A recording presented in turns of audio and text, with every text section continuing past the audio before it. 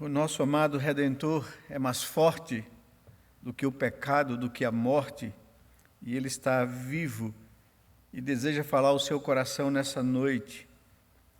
Deseja trazer uma palavra de esperança a um mundo perdido, a um mundo inseguro, a um mundo tomado de medo.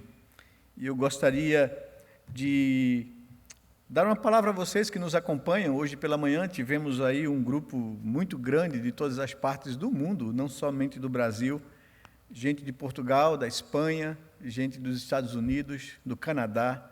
Que Deus possa trazer uma palavra de paz e esperança a todos vocês, que vocês possam, juntamente conosco, buscar o Senhor nesses dias difíceis. Hoje foi um dia que a Igreja Presbiteriana do Brasil, juntamente com outras igrejas evangélicas do nosso país, dedicou um dia de jejum e oração, buscando o Senhor para que o Senhor possa ouvir a oração do seu povo, como nós lemos aqui no texto de 2 Crônicas 7, de 13 a 15. O Senhor diz que quando enviaram a praga, quando permitir que o mal nos acometa, o que Ele deseja é que o seu povo, que se chama pelo seu nome, o busque em oração, se humilhe diante do Senhor, abandone os seus maus caminhos e o Senhor, com graça, ouvirá dos céus a oração do seu povo, perdoará o seu pecado e sarará a sua terra. Que Deus possa nos abençoar, que essa noite o nosso coração possa estar disposto a ouvir a voz do Senhor. Nós queremos convidá-los, a vocês que nos acompanham, a ouvir ou ler, acompanhando a leitura do texto do Evangelho de Marcos, no capítulo 4, nos versos 35 ao verso 41. Gostaria que você desse toda atenção à exposição da palavra de Deus, porque é uma palavra de esperança, é o que Deus tem reservado aos nossos corações nessa noite. E eu gostaria de ler com vocês esse texto, quando Jesus se depara, juntamente com seus discípulos, com a tempestade que toma ali o mar da Galileia, e os discípulos se desesperam e buscam o Senhor para que Ele possa socorrê-los e acudi-los. Eu gostaria de ler com vocês esse texto. Marcos, Evangelho segundo Marcos, capítulo 4, versos 35 a 41, diz assim a palavra de Deus. Naquele dia, ao cair da tarde, disse ele aos seus discípulos: vamos para o outro lado. Deixando a multidão, eles o levaram no barco, assim como estava. Outros barcos também o acompanhavam. Levantou-se um forte vendaval, e as ondas se lançaram sobre o barco, de forma que este ia se enchendo de água. Jesus estava na polpa, dormindo com a cabeça sobre um travesseiro.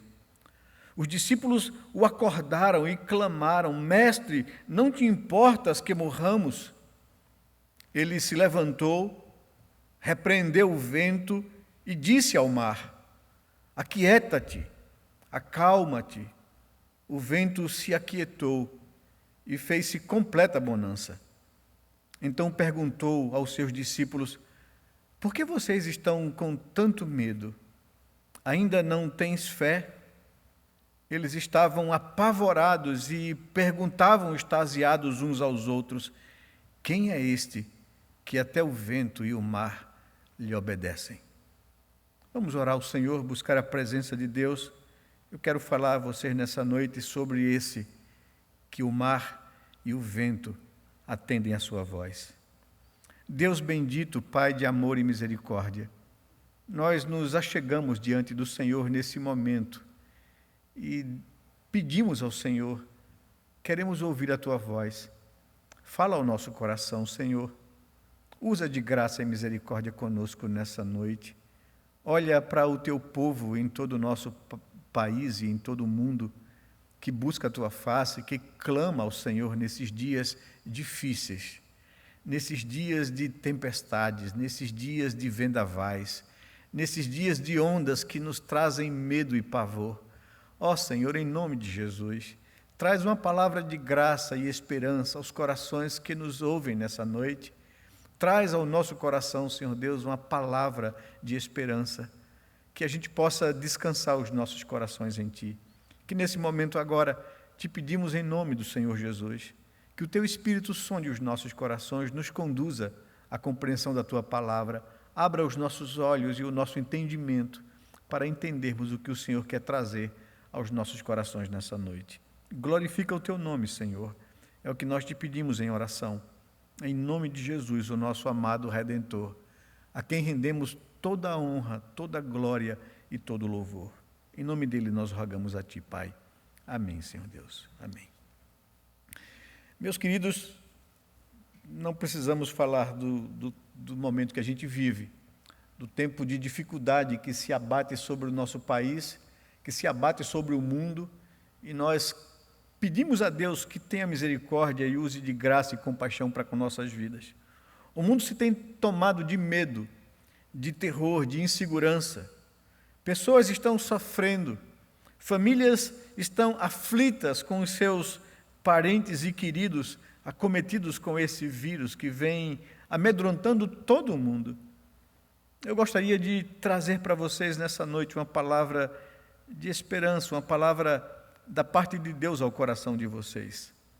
O texto de Marcos, capítulo 4, do verso 35 em diante, nos fala que, após um dia muito intenso de atividades, ensinando e pregando às multidões, e enfrentando a oposição de seus adversários, Jesus diz aos seus discípulos: vamos atravessar o mar da Galileia, o lago de Genezaré, em algumas traduções, e descansaremos na outra margem.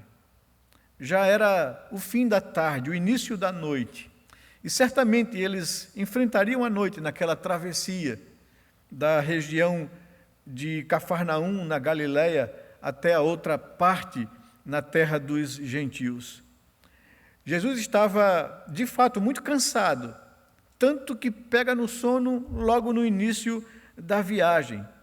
Diz o texto que eles foram seguidos por outros barcos, por outras embarcações. Lá pelas tantas, o texto nos diz, uma grande tempestade, um grande temporal atinge aquelas embarcações, a ponto daqueles experientes pescadores se desesperarem. Pedro, João, Tiago, André, conheciam muito o mar da Galileia. Eles viviam ali toda a sua vida, desde criança aprenderam com os seus pais a pescarem e a dominarem esses momentos difíceis de tempestade no mar.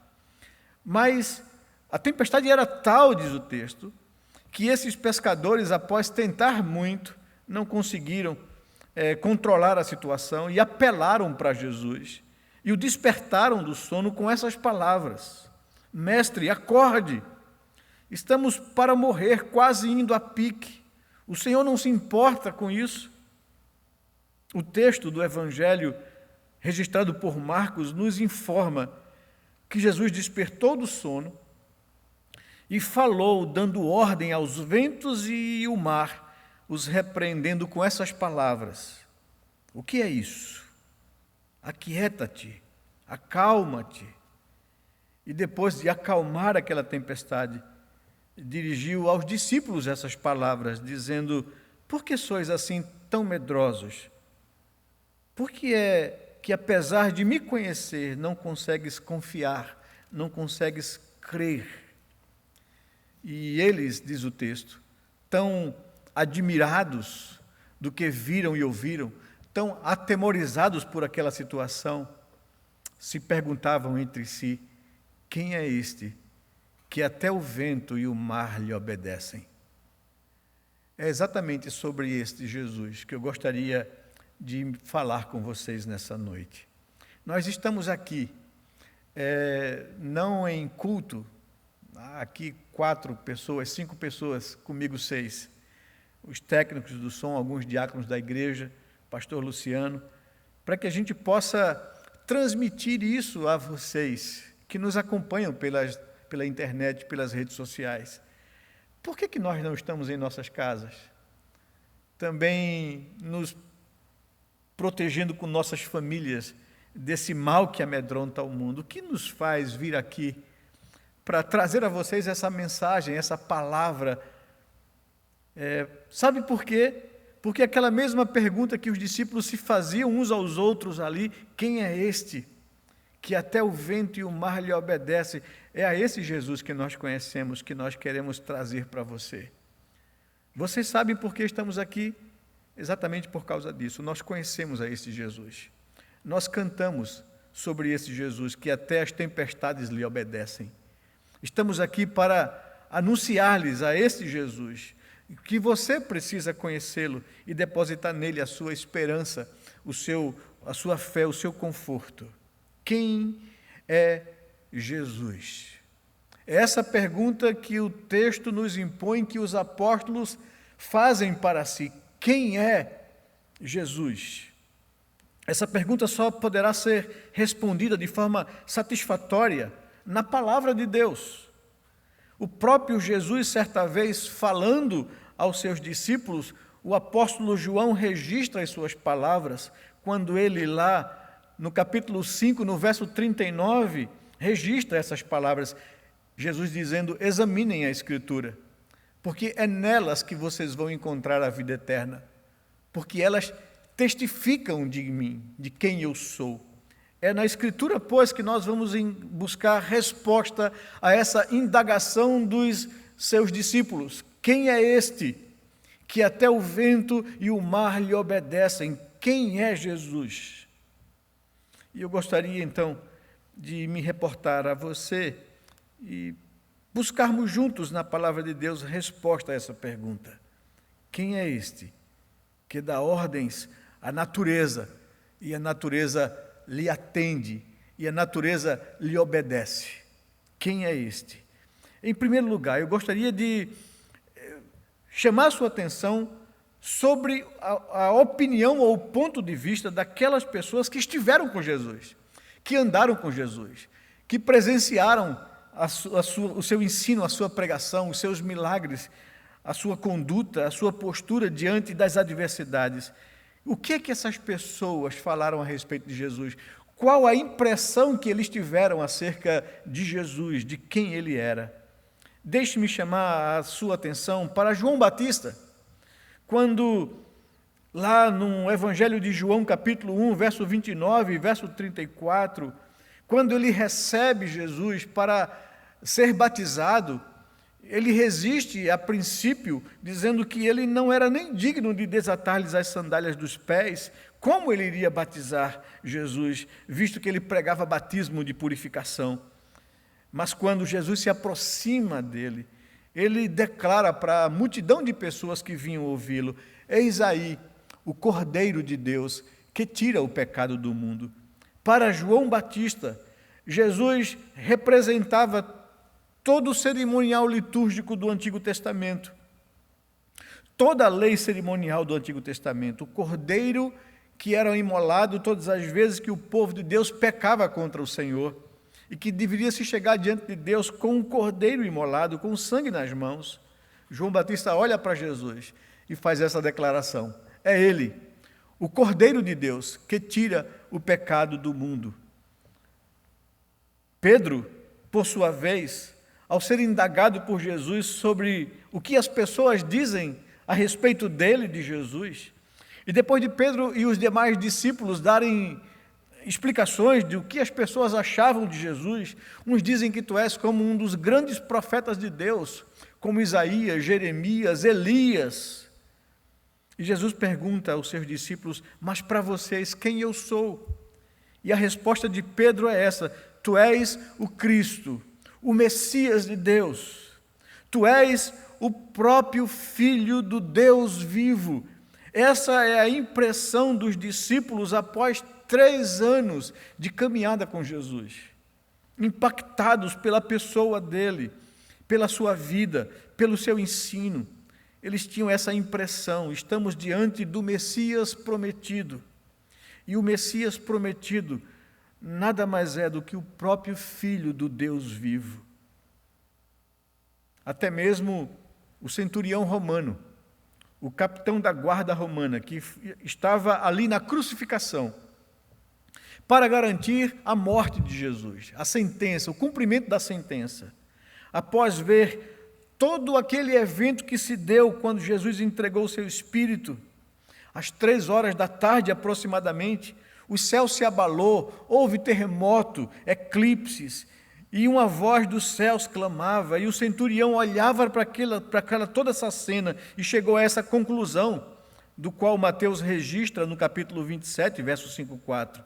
Ele diz: verdadeiramente, este era o Filho de Deus. Uma pessoa que não era do grupo dos seguidores de Jesus. Um centurião romano que estava ali para garantir a crucificação, chega a fazer essa afirmação: verdadeiramente, este era o Filho de Deus. Quem é este que até o vento e o mar lhe obedecem? Ele é o Cordeiro de Deus que tira o pecado do mundo. Quem é este que até o vento e o mar lhe obedecem? Ele é o Messias prometido, o Cristo de Deus, o Filho do Deus vivo. Quem é este que até o mar e os ventos lhe obedecem? Verdadeiramente, este era o Filho de Deus. E até os samaritanos, povo inimigo dos judeus, estiveram em contato com Jesus. E lá em João capítulo 4, verso 42, a conclusão que esses inimigos dos judeus, Jesus era um judeu, nascido da tribo de Judá. Eles afirmam: este é verdadeiramente o Salvador do mundo. Até os samaritanos. E para você entender, os samaritanos com os judeus, o conflito que tinha, a inimizade que existia, vamos brincar um pouco, era como se fossem os argentinos com os brasileiros, em respeito a futebol. É como se os argentinos estivessem declarando que Pelé é melhor que Maradona. Os samaritanos que odiavam os judeus, ao terem contato com Jesus, concluem exatamente isto: este era verdadeiramente o Salvador do mundo. Quem é Jesus?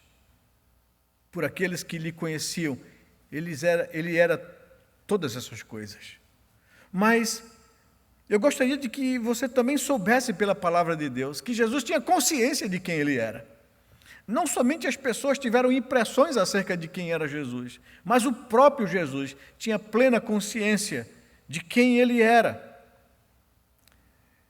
E ele diz aos judeus em João capítulo 10, verso 30, eu e o Pai somos um.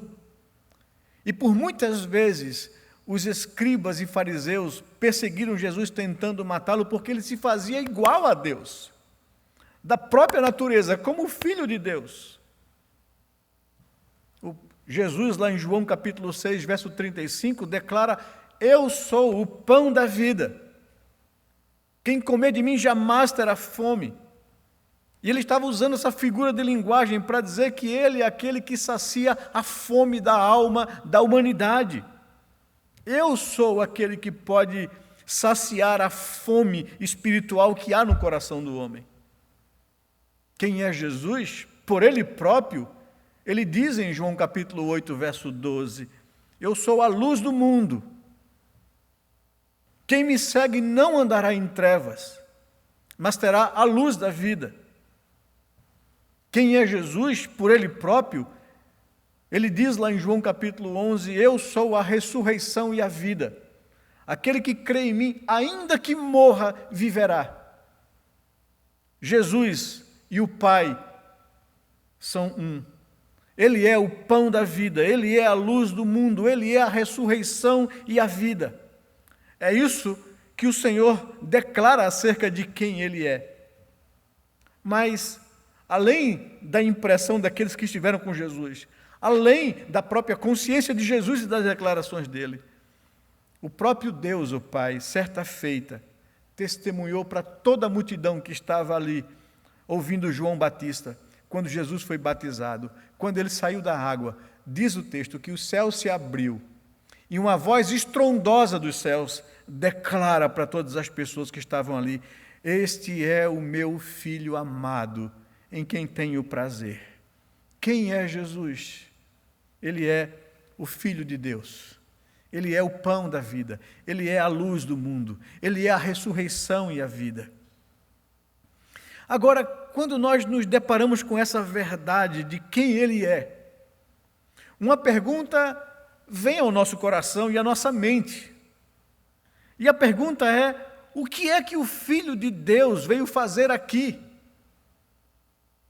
Por que o Messias veio a este mundo? Por que aquele que é o pão da vida, a luz do mundo, a ressurreição e a vida, o Filho de Deus, o que ele veio fazer entre nós, pecadores, entre uma humanidade caída, uma humanidade em pecado, em rebelião contra Deus, o que o Filho de Deus veio fazer aqui neste mundo?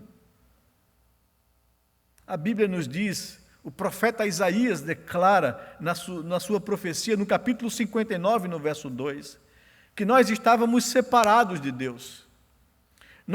Havia sido estabelecida uma barreira entre nós e Deus por causa do pecado, da queda, da rebelião do homem contra Deus, da desobediência que houve nos nossos primeiros pais. Estamos separados de Deus. Há uma barreira que nos separa de Deus, porque Ele é santo e nós somos agora pecadores. A Bíblia nos diz que nós não somente estamos separados de Deus como uma humanidade caída, mas estamos mortos em nossos delitos e pecados. Estamos debaixo de juízo e de condenação. É isso que a Bíblia nos diz. Quando o apóstolo Paulo, escrevendo aos Romanos, no capítulo 6, nos versos 23, ele nos diz que o salário do pecado é a morte. Ele nos diz que a morte passou a todos os homens, porque todos os homens pecaram contra Deus. A nossa condição como humanidade é de estarmos separados de Deus, mortos em delitos e pecados. E é exatamente por causa disso que um vírus nos levou à condenação. Todos nós fomos contaminados, contagiados pela queda, pelo pecado, e estamos separados de Deus. Todos nós vamos ser condenados à morte eterna. Diante dessa realidade do pecado, o coronavírus não é absolutamente nada, porque ele atinge um percentual muito pequeno da humanidade. O pecado alcançou a todos nós. Todos nós, seres humanos, estamos contaminados com esse vírus que nos levará à morte e à condenação. Essa é a nossa condição como humanidade caída, infelizmente. E é exatamente por causa disso que Deus enviou o seu Filho ao mundo. É exatamente por causa disso que o Filho de Deus, o pão da vida, a luz do mundo, a ressurreição e a vida, o caminho que traz o homem de volta a Deus, veio a este mundo. Deus Pai enviou o seu Filho para nos resgatar da nossa condição de morte e condenação. É isso que afirma o apóstolo João no capítulo 3, no verso 17. Deus enviou o seu Filho ao mundo não para condenar o mundo, mas para salvar o mundo. Ele veio nos resgatar. É isso que Paulo afirma aos romanos também. Deus enviou o seu Filho ao mundo para nos livrar da nossa morte e da condenação eterna. É por isso que Jesus declara: eu sou a ressurreição e a vida. Ele se entregou na cruz pelos nossos pecados. Ele pagou o preço da nossa culpa e da nossa condenação. Diz Pedro, quando escreve a sua primeira carta, no capítulo 2, no verso 24, que ele levou sobre si os nossos pecados, ele tomou sobre si a nossa condenação e morreu naquela cruz exatamente para receber do Pai o juízo que era contra nós. Ele se entregou na cruz pelos nossos pecados. É isso que o Filho de Deus veio fazer aqui. Deus não nos abandonou à nossa própria sorte. Ele nos amou, é o que afirma a palavra de Deus. O apóstolo João, que andava com Jesus, que ouviu seus ensinamentos, escreveu isso. É um texto muito conhecido, João capítulo 3, versículo 16. Ele diz que Deus amou o mundo, a raça humana, a humanidade, de tal maneira que deu o seu Filho, para que todo aquele que nele crê não pereça, mas tenha vida eterna. Essa é a razão pela qual o Filho de Deus veio a este mundo. Deus não nos abandonou. E o apóstolo Paulo, escrevendo aos Romanos, nesta mesma linha, afirma que Deus prova o seu amor para conosco pelo fato de ter Cristo morrido por nós, sendo nós ainda pecadores. Nós não merecíamos o favor de Deus. Nós merecíamos a condenação, nós somos culpados diante de Deus. Vivemos uma vida de costas para eles, em rebelião contra Deus, fazendo a nossa própria vontade e a vontade dos pensamentos. E diz o texto de Efésios, por natureza, por causa do pecado, éramos filhos da ira como também todos os demais homens. Mas Deus nos amou, Deus não nos largou, Deus não nos entregou à nossa própria sorte, Deus não abandonou a humanidade. Deus amou o mundo de tal maneira que deu o seu Filho unigênito, para que todo aquele que nele crê não pereça, mas tenha vida eterna. É essa a razão pela qual o Filho de Deus veio ao mundo. É Ele, Cristo, quem nos conduz de volta a Deus. Pedro afirma isso na sua primeira carta, no capítulo 3, no verso 18. Cristo sofreu a morte na cruz, o justo pelos injustos, para nos conduzir de volta a Deus. É isso que Ele veio fazer aqui. E Ele não somente se entregou para receber no seu corpo a nossa condenação, não somente se entregou à morte naquela cruz, mas Ele venceu a morte e garantiu a nossa ressurreição. Essa é a declaração de Jesus em João capítulo 11. Eu sou a ressurreição e a vida. Quem crê em mim, ainda que morra fisicamente, viverá. Essa é a palavra de esperança. Esse é o evangelho que nós pregamos. É a esse Cristo que nós queremos anunciar a você nessa noite. E esse mal que acomete o mundo, e esse mal que traz medo e que amedronta, pode sim ser uma oportunidade para nos trazer de volta a Deus. Se esse povo que se chama pelo meu nome se humilhar, orar, me buscar e se converter dos seus maus caminhos, eu, Deus, ouvirei dos céus.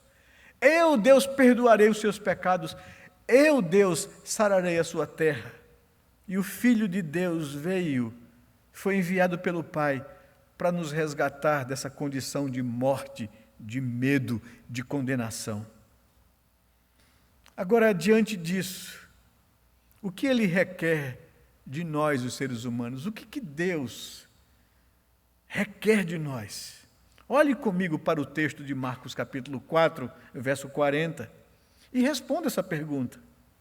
O que Jesus requereu de seus discípulos? O que Ele pediu a eles? Será que vocês não conseguem crer? Estou com vocês a esse tempo todo e vocês não confiam em mim? Então, o que o Senhor requer de mim e de você é que nós creiamos nele, que nós confiemos em Deus, que nós levemos a Ele as nossas ansiedades, porque Ele tem cuidado da nossa vida, porque Ele não nos abandonou, não nos largou a nossa própria sorte. Deus amou o mundo de maneira tal que deu o seu Filho. Creia nele. Confie na suficiência da obra de Cristo naquela cruz. Sabe, meus queridos, na vida nós somos assaltados por várias tempestades que nos assolam, que nos impõem medo, que nos causa pavor. Se o Senhor do universo não estiver conosco, certamente estaremos perdidos. Não haveria esperança para nós. Mas Deus é um Deus de graça, é um Deus de misericórdia, não nos abandonou, não nos largou a nossa própria sorte. Se o Senhor do universo não estiver conosco, certamente estaremos perdidos sem qualquer esperança. O Salmo 127 nos diz que inútil será para o homem levantar cedo, dormir tarde e conseguir o alimento ou o pão que penosamente granjeou com seu esforço. Se o Senhor não edificar a casa, em vão trabalham os que a edificam. Se o Senhor não guardar a cidade, em vão vigia a sentinela. mas aos seus amados o Senhor providencia segurança, conforto e sustento enquanto eles ainda descansam. Deus é um Deus bondoso. Se você o conhecer, se você estiver com Ele em sua vida, em sua intimidade, você estará seguro e poderá gozar paz, gozar tranquilidade, sem receio das tempestades que possam abater ou bater na sua porta. É isso que o Senhor queria ensinar aos seus discípulos naquele momento difícil. Creiam em mim, confiem em mim, eu estou no barco. E aqui chegamos a algumas conclusões do texto que nós vimos aqui. Nós viemos aqui para apresentar a você esse Jesus. Quem é este que até o vento e o mar lhe obedecem? É Jesus de Nazaré, o Filho de Deus, o Cristo de Deus, o Messias prometido, o Cordeiro de Deus, que deu a sua vida para tirar o pecado do mundo.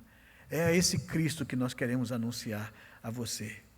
Ele quer ser o seu Deus, o seu Senhor, mas você precisa conhecê-lo, não apenas de ouvir falar, mas experimentar do seu amor em sua vida, do seu cuidado em sua vida. Você não quer recebê-lo em sua vida? Você não quer abrir o seu coração para que esse Cristo entre na sua vida e esteja no seu barco? Naquela ocasião, havia muitos outros barcos, mas ele estava no barco daqueles discípulos. Ele quer estar no barco de sua vida, mas você precisa convidá-lo a entrar. Eis que estou à porta e bato, diz a palavra de Deus. Se você ouvir a minha voz e abrir a porta, eu entrarei em tua casa, estarei contigo. Você precisa entregar sua vida a Cristo. Deus convida a humanidade a se voltar a Ele, a abandonar os seus maus caminhos, a entregar a sua vida, a sua esperança em Cristo Jesus. Vi o ministro da Justiça, da Saúde, esses dias, fazer uma declaração sobre o que é o colapso do sistema de saúde de qualquer país. É quando não há mais vagas para atender as pessoas. E por isso ele dizia que as pessoas têm que ficar em casa e se cuidar. Não adianta você ter dinheiro. Não adianta você ter um bom plano de saúde. Não adianta você ter poder, se não há como lhe receber no sistema de saúde. Você precisa entregar a vida a Cristo. Quem tem a Cristo tem a certeza de que quando as tempestades assolarem a sua vida, Ele repreenderá os ventos e acalmará o mar. Trará calma aos corações. Eu pergunto a você, você confia em Jesus? Você crê nele? Você crê nele como seu único e exclusivo Salvador? Onde você tem depositado a sua esperança? E eu termino com um apelo final aqui a você. Abra o seu coração. Entregue sua vida a Ele. Receba-o como Senhor e Salvador da sua vida. E você estará sereno, calmo e seguro diante do Deus da glória.